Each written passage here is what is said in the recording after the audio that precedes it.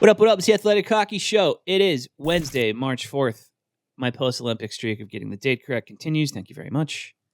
We are 54 hours or thereabouts from the NHL trade deadline. I am Sean Gentili. I am here with Sean McIndoe and Frankie Corrado, neither of whom were traded for Robert Thomas last night.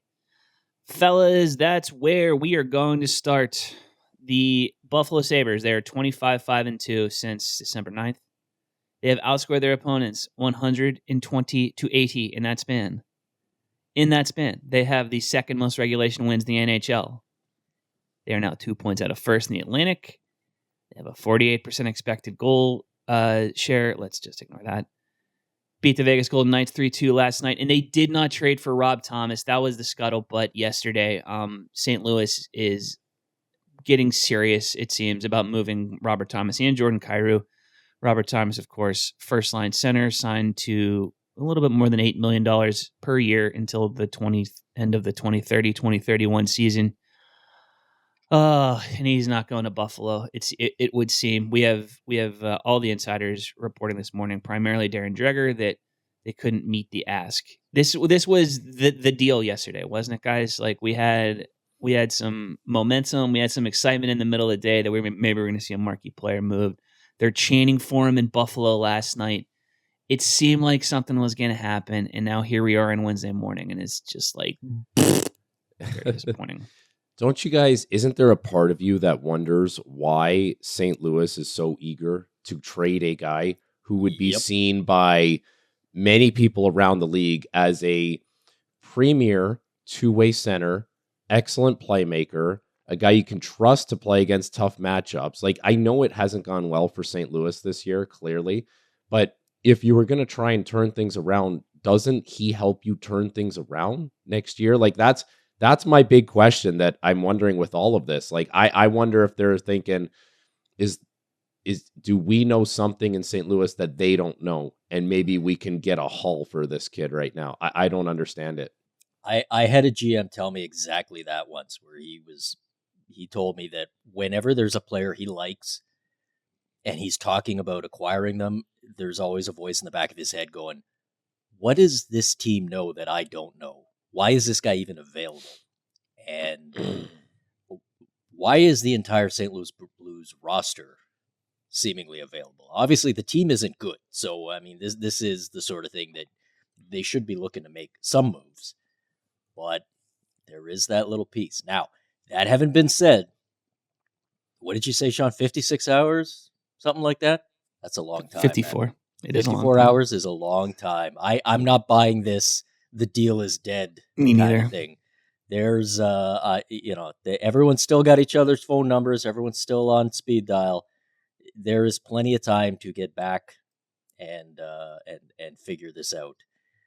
There's also plenty of time for the Blues to send him somewhere else. And that's the risk you're taking. We heard something very similar about Mikko Rantanen at the deadline last year. That's right. Yeah. Where it was like, it just doesn't look like it's going to happen between Carolina and Dallas. You never know, but it seems like they're going to run out of time, and then boom, Rantanen's a star within a very, very short period of time. So yeah, we're not ready to pull. I mean, presumably they've got 90% of the deal done, and it's the 10% they can't agree on is everything. But it's not like they'd be starting from scratch necessarily. There's a lot of time. Geez, we see NBA GMs put together 7-team trades in this amount of time starting from scratch. So I'm pretty sure the Sabres and Blues can close the loop here. But it's a bit of a game of chicken because clearly at this point, the Blues or Doug Armstrong's thinking, I got him so close, I could squeeze just a little bit more. Yarmo's saying, nope. I'm presuming Armstrong's saying, well, then I'm going back out to the market and someone else is going to meet my price. And Yarmo's saying, all right, go ahead and see how that works out for you. But they're going to talk again. Don't we get to the point of no return? Like if you're a star player for a team and your GM is basically dangling you and taking all these offers and you're basically 1 foot out the door, let's say something doesn't materialize. How does that, like, that conversation is not a pleasant one to have. Like, hey, we did everything we possibly could to move you, our number one center, 26-year-old stud, because we didn't want you anymore, but we didn't get a return we want. So now we need you to fully mentally and emotionally invest in this team and help us turn things around. Like, I was trying to think about what an equivalent would be. So St. Louis, they got into the playoffs last year. Montreal got into the playoffs last year, right? And then it hasn't gone well for St. Louis this year. That would be like if Montreal had this horrible season, them turning around and saying, we're actually listening on Nick Suzuki right now. Like, in no world would that ever happen. Like, it just wouldn't. But in St. Louis, it's happening. So it's so loud about Robert Thomas that if a trade doesn't happen, like, I think at this point it has to happen. Like, how do you go back to him and say, we didn't mean it. We want you. We love you. You're a huge part of our team, because it's just not true. Because if you weren't wanting to have him today, you don't want him tomorrow. He's also got a no trade clause. Like, that's the funniest part of all this. Like, yesterday afternoon, I'm like, are we sure? Like, I haven't heard anything about this. Are we sure Robert Thomas is cool? Like, that would be, that's like the perfect finish line for this, is that they hammer out the deal. They decide on, Owen Power and Zach Benson and blood, whatever the final deal would look like. And it's like, actually, Robert Thomas decided not to waive. No deal.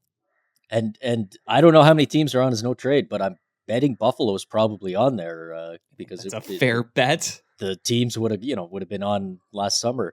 There's another dynamic here that I think is interesting in St. Louis, and that's the GM situation, where you've got Armstrong is in his last year. He's the GM, theoretically, and you've got Alex Steen ready to take over.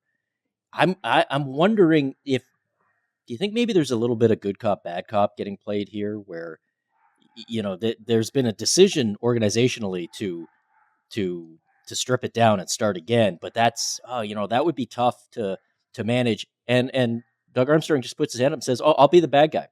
I'll be the one who does it all, up to the deadline." And then the rookie comes in with the clean slate, and he gets to rebuild it up. And I wonder if there's any of that dynamic here. But yeah, like I'm trying to think, what are the odds Robert Thomas is still a St. Louis Blue on Saturday? What are the odds that he's a St. Louis Blue on opening night? Because I think it's probably under 50% for Saturday, but it's got to be close to 0% for opening night, doesn't it? I would totally agree with that. Like, okay, let's just say the deal is too complex to get done at this point in the off season. Like, I wonder if he would go to them and be like, you know what, you guys were trying to shop me around, do this and that. Okay, so put your money where your mouth is. This is where I want to go. I'll give you 4 teams and you figure it out. That seems like that's the leverage, I feel like, for that's kind of that is an incentive for St. Louis to move him now. Is like, if you go through all of this and we get to June or July or whatever, then it turns into like, there's going to be some hurt feelings. and that's where, again, full no trade clause for Robert Thomas. That's where he can really, really, really put the screws to you if you want. You're saying I'm giving you, you know what? Actually, here's where I want to go. Figure it out. And that's where it comes in, where maybe Alex Steen comes in and says, "Oh, Robert, that was the other guy." Hold on, he doesn't. I'm not. Is he still my boss? Yes. I'm not being dumb here. I'm not acting like Alex Steen is sitting at home watching the deadline show, going, "I wonder what what Armstrong's going to do." Like, clearly he's in on this, but just the perception maybe could play a role here. The one thing, Sean, that you brought up that I want to circle back to is like, I do agree with both you guys. Like, there should be some degree of like, okay, wait a second. Robert Thomas is, point per game player when he's right. One of the top 3 or 5 playmakers in the league. He's a cost controlled 26-year-old, let's say 1 or 1A center, a borderline franchise player. Like, why do you guys want to get rid of him? That's fair. That's a fair question to ask. But if I'm a team that's asking that question, I'm also keeping in mind that it's the St. Louis Blues. And like, God bless them, they won a Stanley Cup and flags fly forever. That's a team that has been unable to turn itself into a legitimate, even mid-card contender over the last 5 years. So yeah, you say like, maybe the Blues should know better, but like, are we sure that the Blues would know better? Because this is the team that's been unable to really turn anything into anything around this guy into and I'm not saying Robert Thomas is a perfect player. I'm not. I'm just saying I would pause before acting myself like, before deferring to the Blues experience with the player, because they're the ones that over the last 5-6 years have been unable to follow up that cup with anything particularly meaningful. The biggest thing that they've done, the biggest splash that they made, was prying away 2 young players from the Edmonton Oilers in Holloway and Broberg. Like, that was the savvy move that they positioned themselves to make and take advantage of. But you're right, as far as their play along the ice, I think you can look at it this way.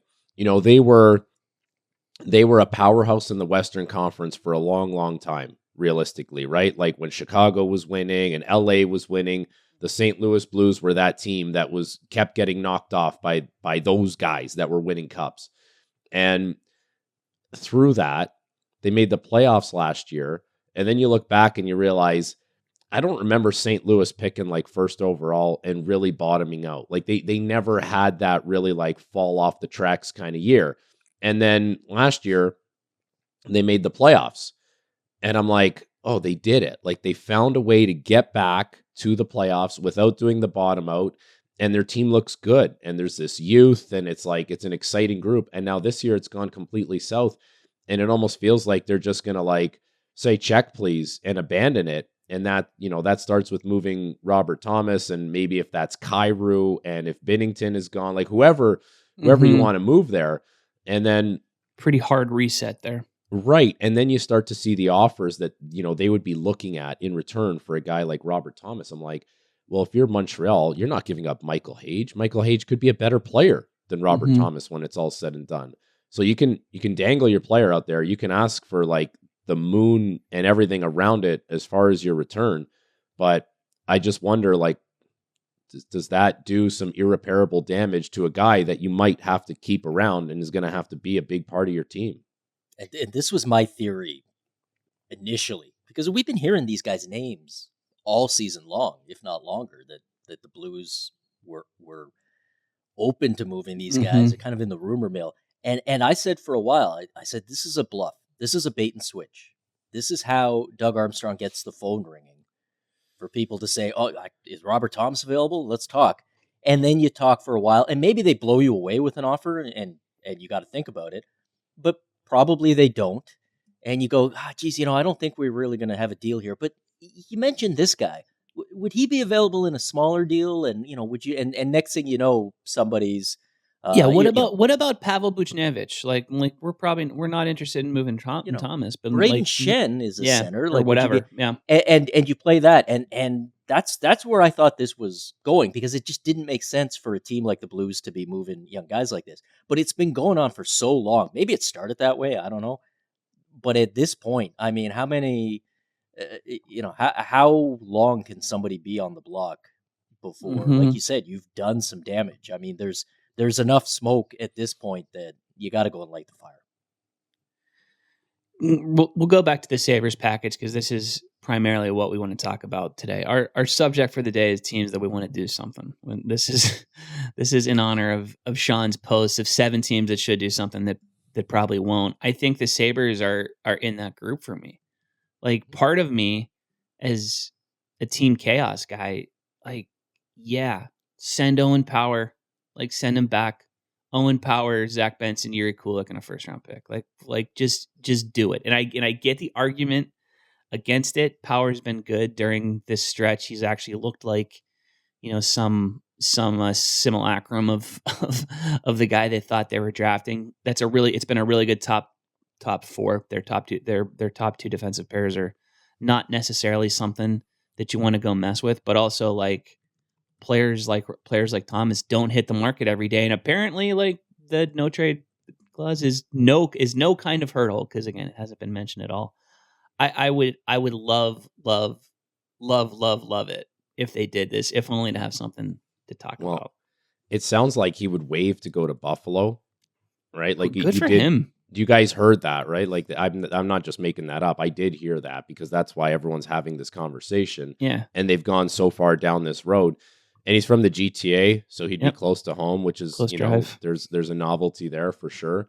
But if you're Buffalo, okay, you've played really well. Everyone is starting to believe in your team now. And down the middle of the ice, you're throwing out Tage Thompson, Josh Norris, and Ryan McLeod. like if everyone is healthy there and able, and that conversation really centers around Norris, it's a really good 1-2-3. Like everyone is slotted essentially pretty much perfectly. And so now you'd be bringing in Robert Thomas, and you're probably saying, well, it hedges our bet a little bit on Josh Norris based around his injury history. We'll have to shuffle some things around, like maybe Thompson plays the wing again. Thompson playing wing. Right. But you bring him in, and it feels like it gets crowded.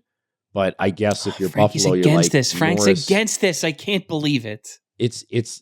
I think it all centers around Norris. Like, how much belief do you have that he can be healthy for a long period of time? Because unfortunately for him, like it hasn't been the case. You can't have that belief. I don't think. And look, the other argument against the Sabres doing something is they've been quite possibly the best team in the league since they made the December GM. December 9th, basically. Right? We're into the middle when of the clock starts for them. Yeah, and so I mean, we're heading into the 3-month anniversary of the Sabres being an absolute juggernaut. So don't mess with it, right? This is always what we hear from GMs, and it drives me crazy. When it's not going good, well, now's not the time to make a deal, right? Now all the other GMs are throwing me, they're throwing, what is it, cement blocks instead of life preservers. Yeah. And when things are going good, well, now's not the time to make a deal either because things are going good. I don't think Jarmo Kekalainen buys into that. This is a guy who was an underrated gunslinger as the GM in Columbus, made a lot of big trades. Some of them circumstances forced on him, but this is not a guy who's ever been shy. And the other piece of this is, like, if you had told Sabres fans in the summer that their team would be in a playoff position at the deadline, they would have said, that's great. We'll take that. Because what are we supposed to do in the Atlantic? The Atlantic is so stacked. Guess what? It's not stacked anymore. The Leafs stink. The Panthers stink. The Lightning are good. But, I mean, the Sabres just went into Tampa and smoked them. So they're 2 points out of first in the division. This is a winnable division. This is not what we see sometimes where you have a team that hasn't been in the playoffs for a long time and you go, oh, they got to make a move. They got to like nail it down. And it's sort of like, well, pump the brakes here because we're talking about making the playoffs and you're going to get smoked in round one. You guys are no fun, man. The fun idea is this is not about the Sabres just get in and then, lose in 5 games and say, well, at least we got in. We broke the drought. They could win this whole division. And then who knows? You get to the conference final, it's everything's in play. And if there's I don't think a package, it's far-fetched. I don't think it's far-fetched. It's not. If there's a package for them to get Thomas that does not involve Owen Power, I don't care how many elements. I don't care if it's 5. I don't care if it's Benson, Kulik, Hellenius, and 2 first-round picks. They should have done it yesterday. And that's what leads me to believe that that Power was the stumbling block. And like that makes more, like, I get that. That's fair. But if there was something else to send back, any way to get this deal done that doesn't involve that dude and you didn't do it, you are crazy. They're what? Oh my God, I said it at the top of the show. They're 25-5-2 since December 9th, and the rest of the conference stinks. Like come on, it's Buffalo. And you know what's crazy? And did you watch the game last night? Sorry, Frankie, but that place was rocking. Oh yeah, chanting Robert I know it was Thomas. gold medal night and all that, but that place was. Can you imagine what that building's going to be like in the playoffs? It's going to be unbelievable. And the crazy thing about the Owen Power angle is that if this deal had percolated in November, they'd be throwing Owen Power. Dude, they'd be like, there were please take him. Throwing dirt on that dude. I like publicly, privately, like in the off season, people were ready to jump ship on this guy coming into this season. And like, I know he's been good. It's been a step forward. I'm looking at his stats now since the run started on December 9th. 48 expected goal share, 54 actual goals. Like he's taking a step forward, which he hadn't done for either the last 2 seasons. I get it. But I honestly think if I'm Jarmo, I'm like, okay, fine, let's go. And maybe it still does get done, honestly. Yeah. But we'll see. It's just I think this is my take on this is there's some kind of like a buyer beware on this guy, and maybe it's not for Buffalo. Like maybe they should be diving into it and saying whatever we need to do, like reasonably speaking, we'll try and get this thing done. I think if you see a player like this dangled out there, you got to do some kind of like private investigative work to see what the hell is actually going on. Somebody, Yarmo's in a trench coat right now, just sneaking around. Let me throw like a one more mustache or something. I'm just going to throw one more thing out there to try to make this happen, okay? And I'm just gonna talk to a friend here, Yarmo. Yarmo K. Well, let's call him Yarmo K. Yeah, it's good. We'll just keep him anonymous. Yarmo, be honest, buddy. This is just the two of us talking here. Be honest. Are you a little tiny bit sick of hearing about Kevin Adams and how smart he actually was and how he actually built this and how he's going to get a few votes for GM of the year even though you took over?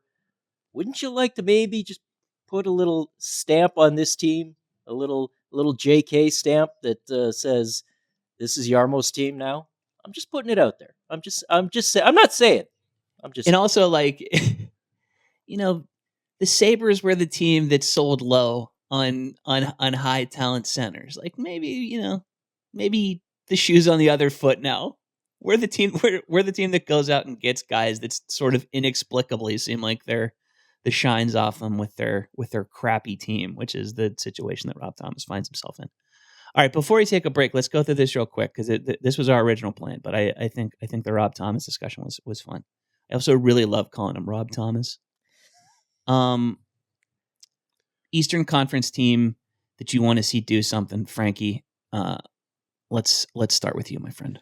Detroit. I think it's time for Stevie Y to do something at the deadline. The Detroit Red Wings have been a very resilient team this year. Points percentage in games coming after a loss, they're tied for first in the NHL. It's like a .692 winning percentage. That tells me that this is a resilient group that will find ways to bounce back and win games. And now, third in the Atlantic today, they need a defenseman for sure. And if you could do something to help out down the middle of the ice, I don't know if that's Robert Thomas, but just that's where I would be looking if you're Detroit. And you see what happens when they don't have Simon Edvinsson in the lineup.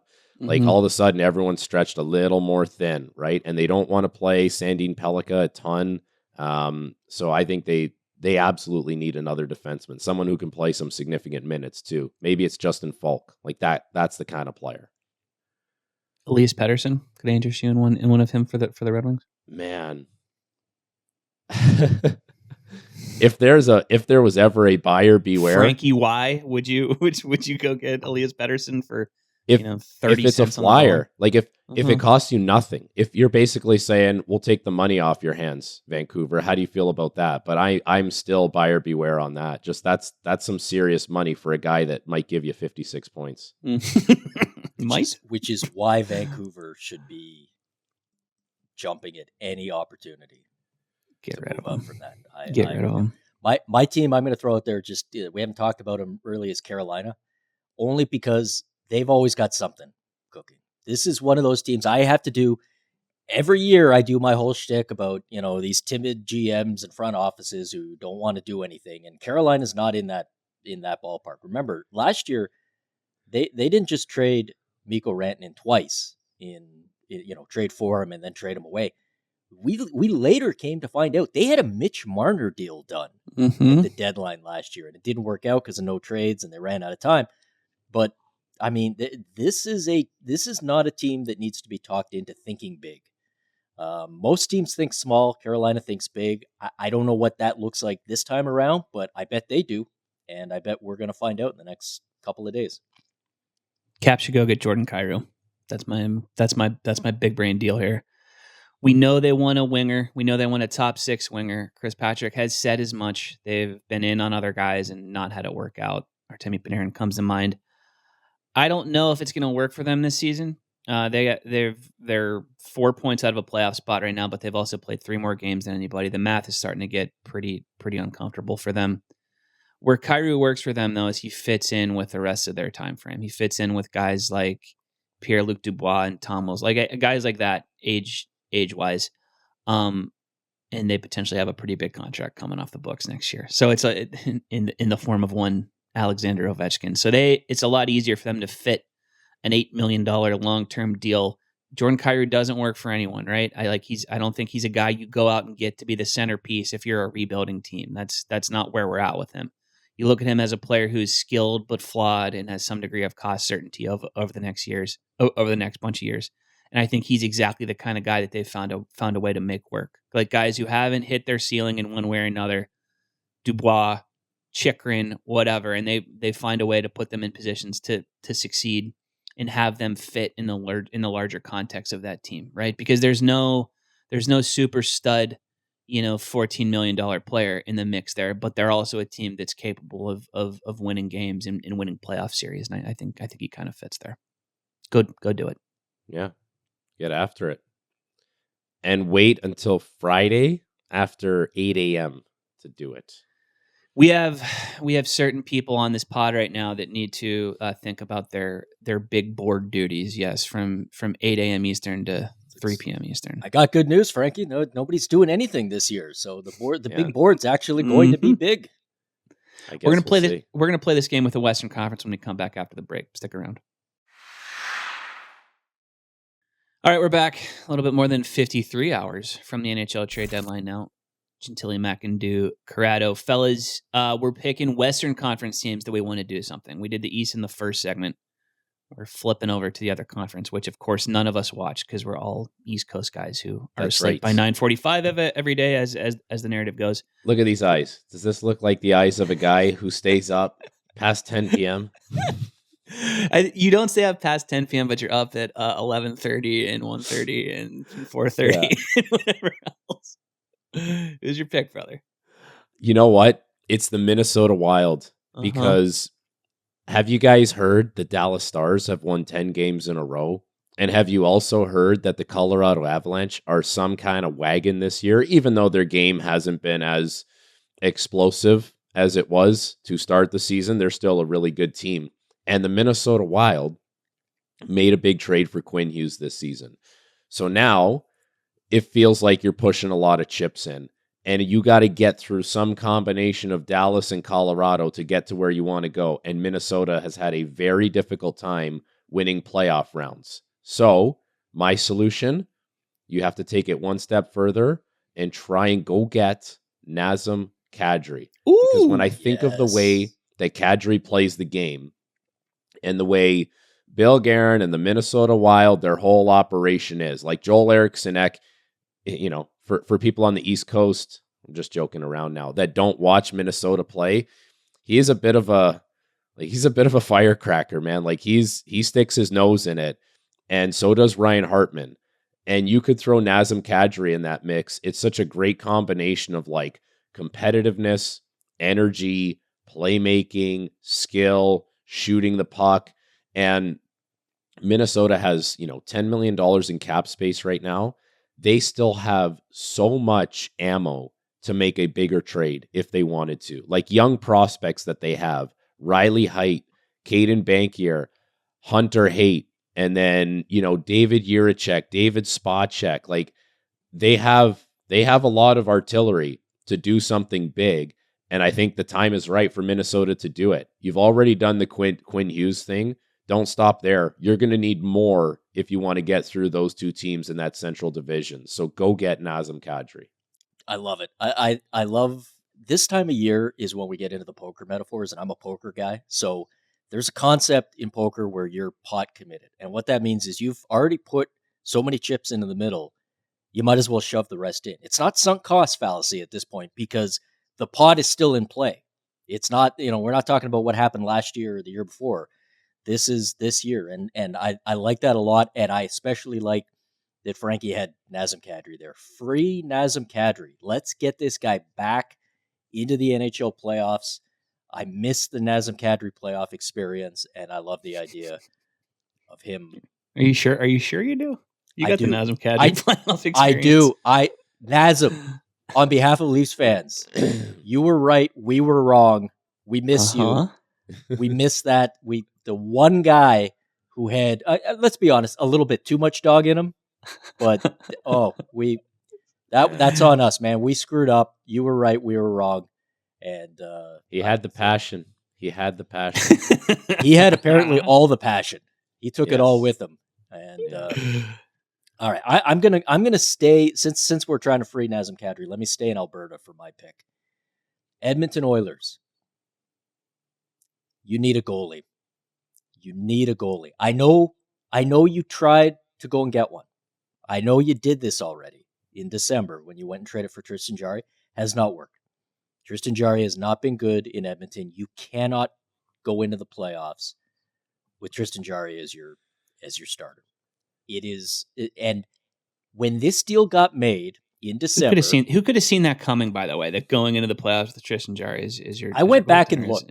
I went back and looked at our trade grades because sometimes you sit there and you go, "Oh, everybody knew this was," and then you look back and you go, "Oh, wait a second." Now, there were some arguments at the time. We were pretty iffy on it, even back then. But I'll say I defended the trade in one specific respect, where I said, by getting this done in December, Stan Bowman is leaving himself enough time that if it doesn't work, he can take another swing at it. I do remember you saying that. Well, here we are, right? And I'll use the same metaphor I used in the article today. If you're Stan Bowman, you took a swing, okay? You took a swing. Maybe it wasn't a swing for the fences. Maybe you were just trying to hit a single back in December, but you took a swing. You fouled it off. Swinging bunt. Yes, that's what fouled it off. The ball came up and hit you in the crotch. And now you're rolling around on the ground. All right, man. Are you going to dust yourself up, get up, and get back in the batter's box and take another swing? Or are you just going to crawl off the field and quit? This is motivational speeches for general managers from Sean McIntyre. That's what this segment's turned into. We love it. And look, man, there are some goalies available, potentially. We've heard that Florida is open. I know that Bobrovsky, it's almost impossible to make it work cap-wise, but how perfect would that be?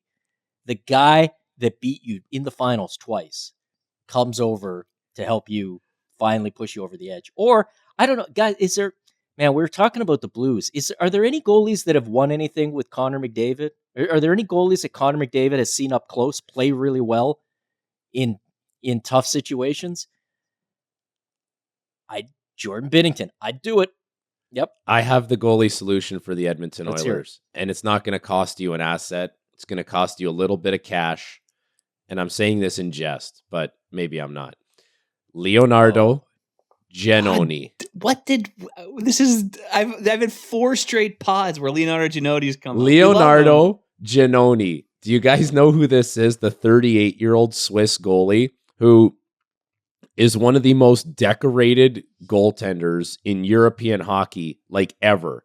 3 world championship silvers, has been the MVP of the Swiss League, has been the goalie of the men's worlds multiple times, MVP, all-star teams, you name it. The only thing he hasn't done is played in the NHL. You know I'm kind of joking. That's not my real solution, clearly, but it's kind of fun to throw out there. My take on Jarry when that trade first got made, higher ceiling, lower floor than Stuart Skinner. And right now they're experiencing that because their defensive warts are really bubbling up, even though they beat Ottawa last night and they found a way and they played better. But they're not getting the higher floor, and that's hurting them. But I don't know. I just don't know if Jarry can find that higher ceiling. The good news is there's 4 goalies available on our trade board. The bad news is one of them is Stuart Skinner. They should trade for Skinner. Trade for Skinner. Send a second-round pick back to Pittsburgh for Stuart Skinner. I mean, Frankie, when you started talking about, hey, it's only going to cost you money, you saw my eyes light up. Is it time for another Marc-Andre Fleury retirement tour? We haven't had a Marc-Andre Fleury goodbye game. Frankly, I'm concerned. Me and Shannon talked to Russo.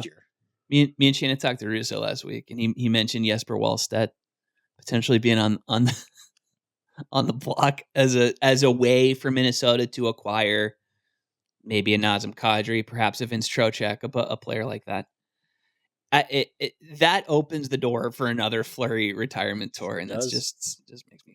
Dude, if that goalie is the guy that they're going to use in Minnesota to bring in a big name player, It seems like that's what's getting floated. It's Austin. Like, you got to be thinking about Austin Matthews, not Vincent Trochek. You know what I mean? Like, like Vincent Trochek is a good player for sure, but that's one of your other prospects. That's not a guy who could be a stud goalie. I am totally agree with you that we are wildly overrating Vince Trochek. People think Vince Trochek's still 27 or whatever. He's not. He's 32 years old. I like his stock's never going to be higher coming off the Olympics.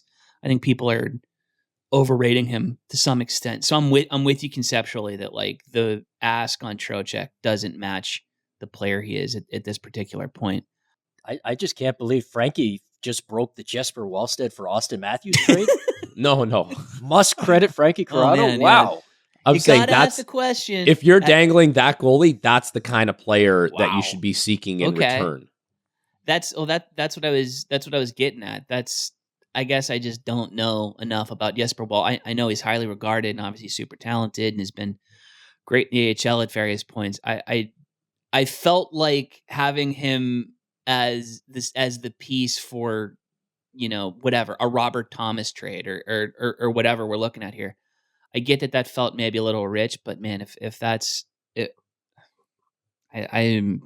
Frankie loves Jesper Wallstedt. That's clearly, I do. That's And the Oilers should try and trade for him because they had no chance of ever getting him otherwise. Mm-hmm. Could have drafted him, but didn't. Anyways. That went directly over my head. Okay. I want the Dallas Stars to do something. Frankie swiped Kadri from me, but I'll put them in the mix there. How fun would Kadri be? Not just on that team, but in that division for the playoffs. You need some kind of answer behind Johnston and Duchesne at center. Kadri there would be a ton of fun. The other option, Steven Stamkos. Just have an old guy line with Duchesne in between Stamkos and Jamie Benn. Like, I'm trying to think of storylines here. I'm trying to think of narratives. Like, let's get the elder millennial line in Dallas and see how it works out. The other thing, and Blake Coleman's is the obvious answer in Dallas. He's a player. He's obviously one of Kadri's teammates in Calgary. He's been connected with Dallas for a while. He grew up in the Dallas area in the Metroplex, so he's always going to be connected there. But that's less fun. I want them to go out and get a name brand player and put that money that they're saving on Tyler Seguin's season-ending long-term injured reserve to use. Well, how about this one? If it's, if we're reading between the lines in Nashville and players are going to get moved out because they've made a couple trades now, and it sounds like they want to be very respectful to Ryan O'Reilly and allow him to control the process. Mm-hmm. But, I mean, if he wanted to go somewhere, wouldn't Dallas make some sense for him? Like, you're going to a great place to play. You're going to play a really, like, purposeful role on that team and fit in. And that's one I'll that take I can that. see. That's actually a better fit. You got me beat there again. Trochek in Dallas might make some degree of sense too, if the price is right. Go out and get a center. Get an old center. That's what we want from the Dallas Stars. If the dude is not at least 35 years old, we're not interested in it. 100%. Let's make it happen. Yeah. Frankie, thanks for playing hurt today, brother. Yeah, I got my Phoebe Buffet when she loses her voice in Friends. And she starts singing. Hello, Frankie. And she's got the Phoebe voice, Uh-huh. and then at some point it'll get better. Anyways, thanks, boys. Nice Drink seeing some you guys. drink some tea, have some throat coat, and then stand in front of a TV screen for 8 hours tomorrow on TSN. How about that? How's that sound? I'll do it on Friday. Tomorrow's Thursday. Uh-oh. That's right. Did we just get a date error? The streak is over. Oh, no. Take it easy, man. See you guys. All right, there goes Frankie Sean. We're back, and I'd like to tell you something that I learned. Love to hear it. What have we learned, Sean? Kirill Kaprizov scored his 220th career goal last night for the Minnesota Wild. That puts him ahead of Marian Gaborik in first place in the Wild's franchise record. So, good for Kirill Kaprizov, I suppose. Condolences to Marian Gaborik, because I'm sure that's a record he held near and dear. He's got to lower the banner in his living room. That's sad. That, my friend, is such a good bit of shorthand for why the Minnesota Wild haven't gotten out of the second round since 2015. Yeah. Like, This That's the shorthand. And like, I don't know. I'm an old guy, so I'm still like, yeah, I bet they're an expansion team. 25 years, you would think somebody would have topped the 220 mark at that point. They should have somebody in their history that has more goals than a guy who's been in the league since 2020. Yes. In my opinion, I think if they would have had a guy who maybe finished 305, 312, they probably would have made a second round at some point since 2015. That's just an inkling I have. Second round Wild would be less of a joke if Kirill Kaprizov wasn't in a position to set the franchise's all-time goal scoring record as a 27-year-old or however however old he is at this point. So congratulations to him. That is a little weird. But if you want, again, my favorite team, Austin Matthews, just set the record at 28 or whatever he is. So maybe I need to be quiet when it comes to other teams. Breaking news here in the third segment. Producer Jeff with a very nasty chat message sent here. Breaking news, all caps, asterisk, asterisk, asterisk. The Washington Capitals have re-signed forward Ethan Frank to a 2-year, $4 million contract extension. Okay. Well, there. That's also something that I learned. It's a good day for the Franks. 2 weeks in a row. Crosby gets hurt during the third segment last week, and now Ethan Frank signs his big money extension in the third segment. Ethan Frank re-signs with the team that we definitely know he plays for. Yeah, he's click goes the keyboard. A guy who's in the roster for them sometimes. Yeah. What have you learned? Speaking of breaking news, I'm surprised this hasn't got more coverage. I learned that the NHL has a brand new CBA that has apparently just been signed. I'm assuming because suddenly there are all these articles about how GMs and teams are complaining about the CBA changes. And surely this can't be the same CBA that was ratified like a year ago. Surely these guys haven't taken 6 months to figure out what was in the document that they signed off on. Except apparently that is what happened because we're hearing we can't do double retentions anymore? What the hell? Hold on. What's happening? There's a new like playoff salary cap thing? Oh, that's going to completely screw up our plans. I aspire someday to be as good at anything I do in my life as NHL GMs are at making excuses for why their job is too hard and everybody should not expect them to do anything. You don't get it. It is, Sean. It is I love it. It's the only job in all of pro sports, certainly all of hockey. Like, just imagine for a sec, imagine the number one forward on your favorite team being in a year-long slump, and they put a microphone in front of him and say, why aren't you scoring goals? And he goes, it's just really hard. Scoring goals is hard. It's hard. And everybody goes, okay, coach, how come the special teams isn't it? Well, coaching's hard. It's hard to be a coach in this league. Oh, okay. Sorry. Apologies for even. Can you imagine, mentioning it?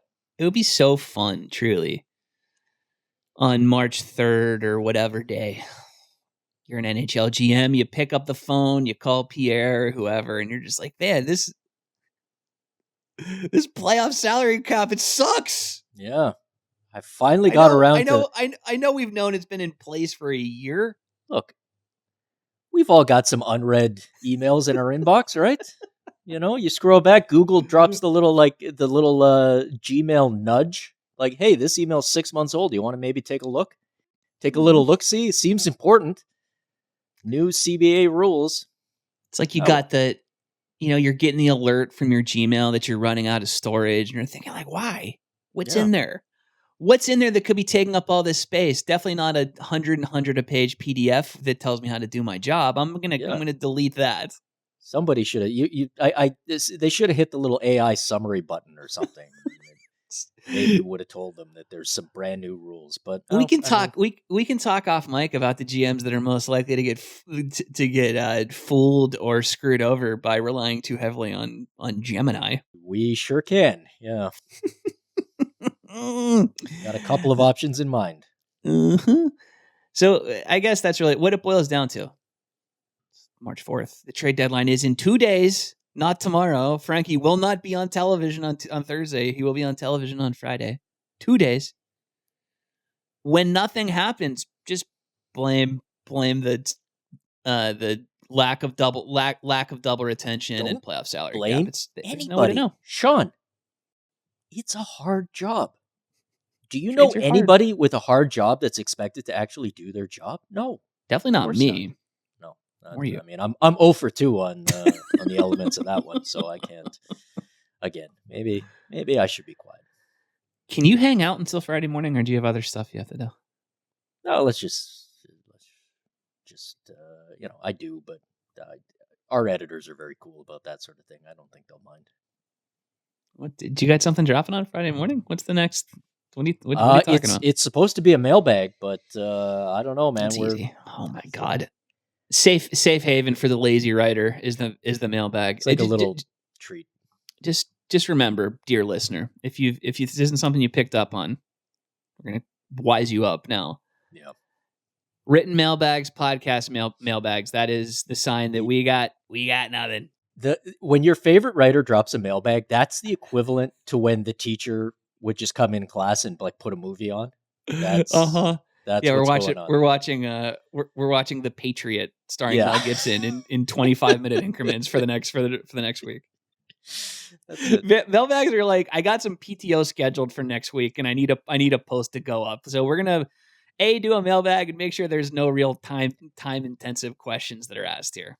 That's it. And this week, I got to say, this is a little bit of veteran savvy for me because I ain't writing anything for the next 48 hours that some GM that I've just finished making fun of can screw up for me by making a trade or not making a trade or not doing whatever. I'm not doing my whole Brad Treliving screwed up the trade deadline piece only to then turn around and find out about the big Austin Matthews to Minnesota trade that Frankie wrote. So don't tip your hand on our off mic AI conversation either. Right, fair enough. All right, brother. We'll talk to you soon. Have fun on the trade deadline, which again is not tomorrow. It's 2 days from now. Thank you, folks, for listening. Thank you, Frankie. Thank you, producer Jeff. I'm back Thursday with Haley. CJ's on the show, baby. We're bringing in the big guns. We're cutting the check for Chris Johnston to talk to Haley and I for our last pre-deadline show. Got a bunch of big deadline stuff planned too. We're going to be in and out throughout the day to talk about the big deals, assuming they do happen. We shall see. Just always remember, trades are hard, Enjoy the 5 games tonight in the NHL. Vegas, Detroit, Islanders, Ducks. I think I'll watch some of those. If you watch a couple too, have a good day. Thanks for watching. Make sure to like and subscribe and ring the bell to stay informed and catch new episodes every Monday, Wednesday, Thursday, and Friday. And in the meantime, you can join our Discord community. We'll see you there.